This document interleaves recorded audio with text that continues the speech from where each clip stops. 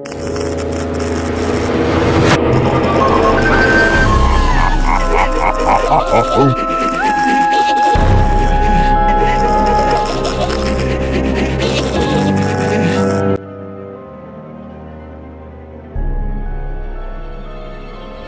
रात रणवीर और राधिका की जिंदगी की सबसे खास रात थी।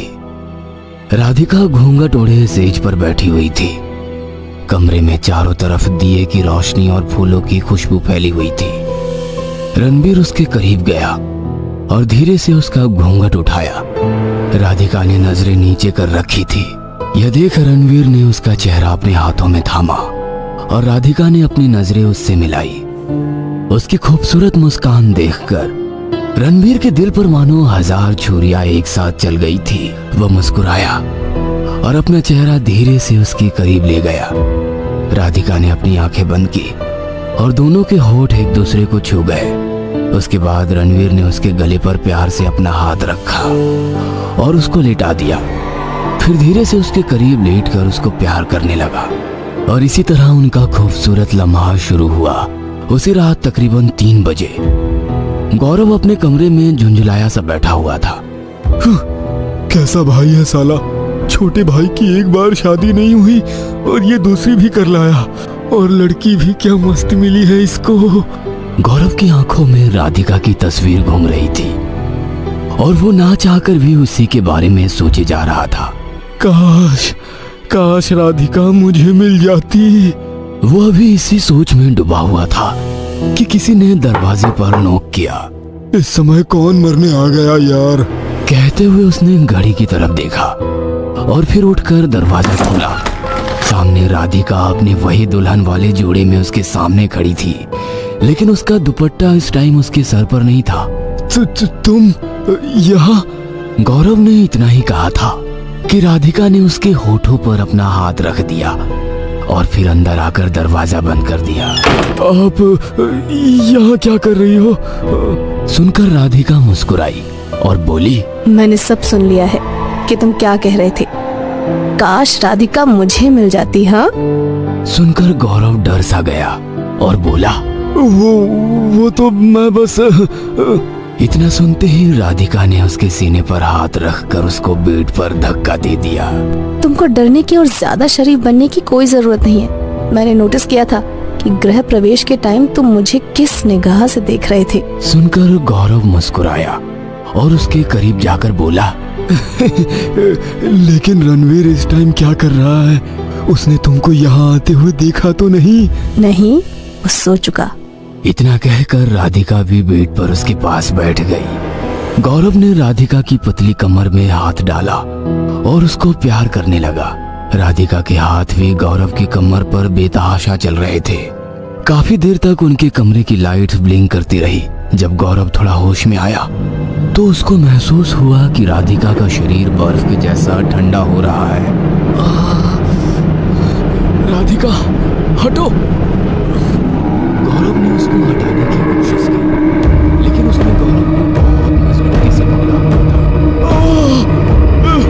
छोड़ो छोड़ो मुझे। गौरव को उसकी पकड़ से दर्द होने लगा था। बस क्या इतना ही प्यार आ रहा था मुझ पर?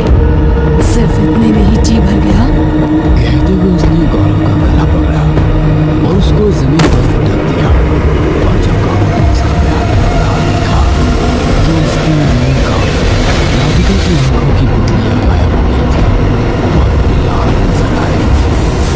उसके चेहरे पर सफेदी आ चुकी थी और वो भयानक मुस्कान लिए गौरव को देखे जा रही थी। गौरव बहुत जोरों से चिल्लाया और भागकर दरवाजे की तरफ भागा, लेकिन दरवाजा बंद था। इससे पहले ही राधिका ने उसकी गर्दन और फिर कस के उसके गले लग गई। मुझे कस के गले लगा लो गौरव, कस के। कहते हुए उसने अपनी बदन और कस ली। गौरव खुद को छुड़ाना चाहता था, लेकिन वो नाकाम रहा। उसको अपनी पसलियां चटकती हुई महसूस हो रही थी। उसके मुंह से खून की धार बह निकली और उसने वहीं दम तोड़ दिया। उसके मरते ही राधिका ने उसको छोड़ दिया और उसका शरीर जमीन पर गिर पड़ा। सुबह जब रणवीर उठा तो उसने देखा कि गौरव घर पर कहीं नहीं है, लेकिन उसको इस बात से कोई परेशानी नहीं हुई, क्योंकि गौरव अक्सर अपने मूड के हिसाब से कई कई दिनों के लिए घर से बिना बताए गायब हो जाया करता था। दोपहर के टाइम किसी ने घर के दरवाजे पर नॉक किया। रणवीर ने जाकर दरवाजा खोला तो सामने गांव के सरपंच का बेटा प्रताप खड़ा हुआ था। अरे प्रताप भैया, आइए आइए, कहते हुए रणवीर ने उसको अंदर बुलाया और फिर दोनों हॉल में बैठकर बातें करने लगे। रणवीर उससे बात तो कर रहा था, लेकिन उसके चेहरे पर एक अजीब तरह की घबराहट सी नजर आ रही थी। राधिका सर पर साड़ी का पल्लू रखे हुए दोनों के लिए पानी लेकर आई। प्रताप उसको ऊपर से नीचे तक ललचाई नजरों से देखने लगा। जब राधिका ने उसको पानी दिया तो उसकी प्रताप से नजरें मिली तो वो भी हल्के से मुस्कुरा दी। ओहो, तो ये है नहीं दुल्हन? तुम्हारी तो लॉटरी लग गई रणवीर। दुल्हन तो बहुत खूबसूरत मिल गई। जी शुक्रिया प्रताप जी, रणवीर ने घबराहट भरी मुस्कान के साथ कहा। उसको लगा था कि राधिका पानी देने के बाद वापस चली जाएगी, लेकिन वो तो उनके साथ वहीं बैठ गई। उसके बैठते ही प्रताप ने उसकी और तारीफ करनी शुरू की और थोड़ा हंसी मजाक करने लगा। राधिका भी उसके साथ किसी नई नवेली दुल्हन के जैसा शर्मिला रिएक्ट नहीं कर रही थी, बल्कि अच्छे से बातें कर रही थी। यह देखकर पता नहीं क्यों रणवीर के चेहरे पर काफी परेशानी नजर आ रही थी। रणवीर, मैं आया तो यहाँ अपने पैसे मांगने के लिए था, लेकिन नई बहू को देखकर भूल गया। तो बताओ, मेरे पैसे कब तक आ जाएंगे? बहुत जल्द ही, अभी शादी में थोड़ा खर्चा हो गया, फिर भी मैं जल्दी करके इंतजाम कर दूंगा। सुनकर प्रताप ने रहस्यमयी तरीके से कहा, उम्मीद है तुम जल्दी इंतजाम कर दोगे, जैसे कि पिछली बार किया था। हाँ? यह सुनकर रणवीर के चेहरे का रंग उड़ सा गया, लेकिन वो कुछ नहीं बोला। उसके बाद वो प्रताप को दरवाजे तक छोड़ने गया। उसी रात 1 बजे। मालिक, मालिक, कोई औरत आपसे मिलना चाहती है, उसको क्या बोलूं? एक औरत? ठीक है, भेजो उसको। उसका नौकर सुनकर बाहर चला गया और प्रताप टकटकी लगाकर दरवाजे की तरफ देखने लगा। ये देखकर उसकी आंखों में चमक सी आ गई कि एक पतली कमर वाली जवान लड़की चेहरे पर साड़ी का पल्लू ओढ़े उसके पास आ रही है। अंदर आते ही उसने दरवाजा बंद कर दिया और अचानक से अपने चेहरे से पल्लू हटा दिया, जिसको देखकर प्रताप के दिल पर छुरियां ही चल गई कि साड़ी में राधिका का चमकता गोरा हुआ बदन किसी भी मर्द को पागल कर सकता था। अरे राधिका, तुम? प्रताप ने मुस्कुराते हुए कहा। राधिका भी मुस्कुरा दी और फिर अचानक से उसके करीब जाकर उसके गले लग गई। प्रताप के हाथ भी राधिका की कमर पर बेतहाशा चलने लगे और गले लगे लगे ही दोनों बेड पर गिर पड़े। अब राधिका और प्रताप के चेहरे के बीच थोड़ा सा ही फासला था। अपनी आंखें बंद कीजिए, राधिका ने कहा और प्रताप ने मुस्कुराते हुए अपनी आंखें बंद कर ली। वो धीरे धीरे अपने होठ उसके होठों के करीब ले जाने लगी।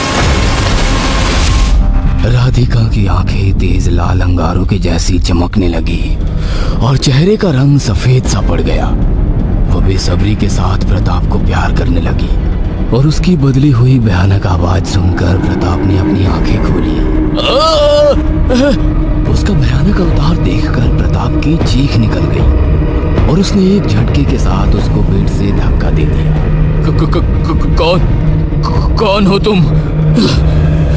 उसने डरते हुए पूछा। इसके जवाब में राधिका भयानक आवाज में हंसने लगी और बोली,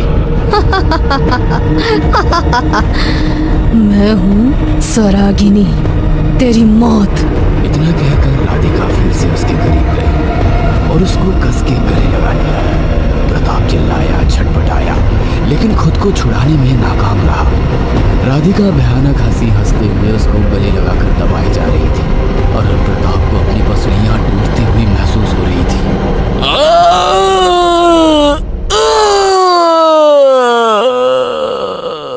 एक आखिरी चीख के साथ प्रताप के मुंह से खून निकला और फिर वो अपनी जान से हाथ धो बैठा। राधिका ने उसकी लाश को जमीन पर पटक मारा और उसके सामने खड़ी होकर जोर जोर से हंसने लगी।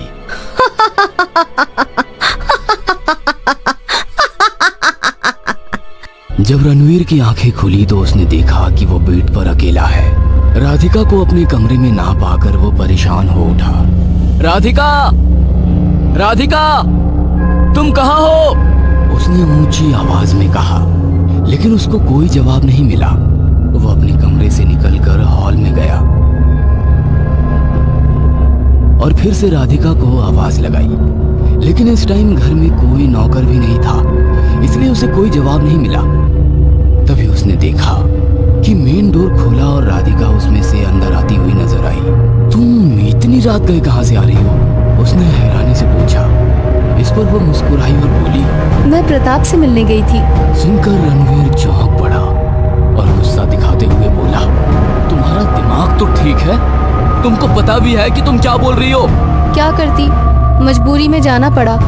आप उससे कर्जा लिए थे और चुकाने का आपके पास इंतजाम भी नहीं था, इसीलिए आपका कर्जा माफ करने की बात करने उसके पास गई थी। सुनकर रणवीर आग बबूला सा हो गया और आंखें फाड़ते हुए बोला, किसने कहा था तुम्हें कि तुम जाकर मेरा कर्जा माफ करवाओ? लाल लाल चमकने लगी और उसके चेहरे में रणवीर को स्वराग्नि का चेहरा नजर आया। जिस तरह पिछली बार अपना कर्जा माफ करवाया था, उसी तरह इस बार करने में क्या प्रॉब्लम है? तुम तो मर चुकी थी, तुम वापस कैसे आ सकती हो? कहते हुए वो डर कर राधिका से दूर हट गया और वो उसके करीब बढ़ने लगी। क्यों नहीं आ सकती? तुम्हारा कर्जा माफ करवाने के लिए आना पड़ा रणवीर। कहते हुए उसने रणवीर का हाथ पकड़कर अपनी ओर खींचा, लेकिन रणवीर ने डर के मारे उससे हाथ छुड़ाया और बोला, तुम वापस नहीं आ सकती, नहीं आ सकती। उसके इतना चिल्लाने के बाद भी अचानक से राधिका नॉर्मल हो गई। उसके शरीर से अब वो आत्मा निकल चुकी थी जो उसको प्रोसेस कर रही थी। कौन मर गई थी रणवीर? सुनकर रणवीर डरी हुई निगाह से उसको देखने लगा। राधिका चिल्लाई, मैंने पूछा कौन थी वो? सुनकर रणवीर की आंखों से आंसू निकले और फिर वो बोला, मैं और स्वराग्नि एक दूसरे से बहुत प्यार करते थे। 3 साल की रिलेशनशिप रखने के बाद वो मुझसे शादी करना चाहती थी, लेकिन मैं बहुत बुरी तरह से प्रताप से लिए कर्जे में डूबा हुआ था और मेरे अलावा गौरव ने भी प्रताप से कर्जा ले रखा था, इसलिए मैं शादी के लिए अभी तैयार नहीं था। जब वक्त ज्यादा हो गया तो प्रताप हमारे घर आया और धमकाते हुए बोला कि अगर 1 महीने के अंदर उसके पैसे उसको नहीं दिए गए तो वो हमारे घर को छीन कर अपने हिस्से में लगा लेगा और अपना कर्जा वसूल कर लेगा। गौरव और मैं बहुत परेशान थे। एक दिन गौरव ने मुझसे कहा, भैया 1 महीने के अंदर तो क्या, हम 1 साल में भी इतना नहीं कमा सकते जितना कर्जा हमने उससे ले रखा है। और मुझे इस मुसीबत से निकलने का सिर्फ एक ही रास्ता नजर आ रहा है। रास्ता? कौन सा रास्ता? आपको नई नवेली दुल्हनें बहुत पसंद है। उनको देखते ही वो अपने होश खो बैठता है। आपको सुनने में बुरा तो लगेगा, लेकिन हमें इस मुसीबत से निकलना है तो यही करना पड़ेगा।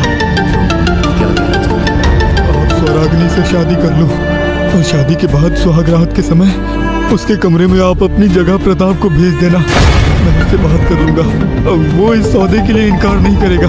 बस एक बार वो स्वराग्नि के साथ सुहागरात मना ले तो जितना टाइम हम मांगेंगे वो हमें दे देगा।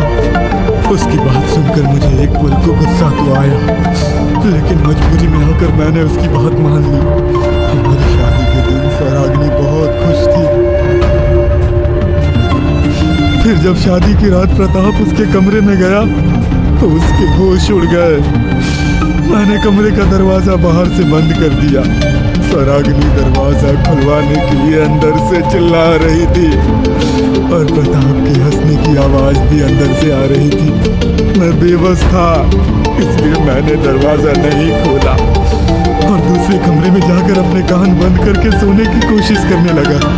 उस रात स्वराग्नि की रात प्रताप के साथ बीती और सुबह का मंजर देखकर हम तीनों के होश उड़ गए।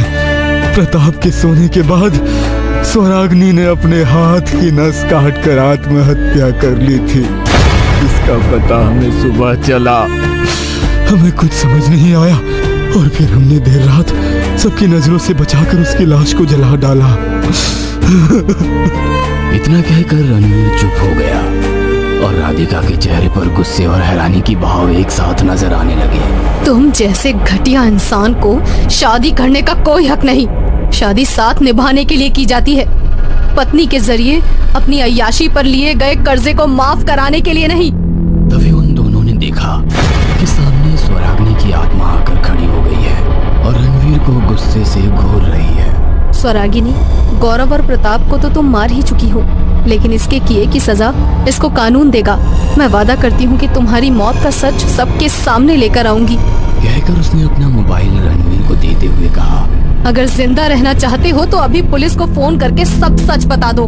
हो सकता है ये तुमको जिंदा छोड़ दे। रणवीर इस टाइम बहुत डरा हुआ था। उसने झट से राधिका के हाथ से मोबाइल ले लिया और कॉल करके पुलिस को सब कुछ बता दिया। अब पुलिस उसको अरेस्ट करने के लिए पुलिस स्टेशन से निकल चुकी थी। एक भयानक हंसी हंसते हुए स्वराग्नि बोली, तू एक धोखेबाज इंसान था।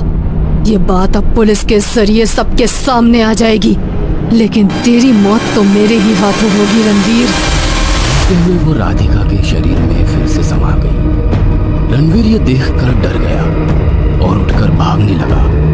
राधिका ने उसको पीछे से ही कस के गले लगा लिया और उसका दम निकलने लगा। थोड़ी ही देर में रणवीर की आंखें और मुंह से खून आया और उसने वहीं पर दम तोड़ दिया। राधिका अब जोर जोर से हंस रही थी और रणवीर का खून जमीन पर बहता जा रहा था।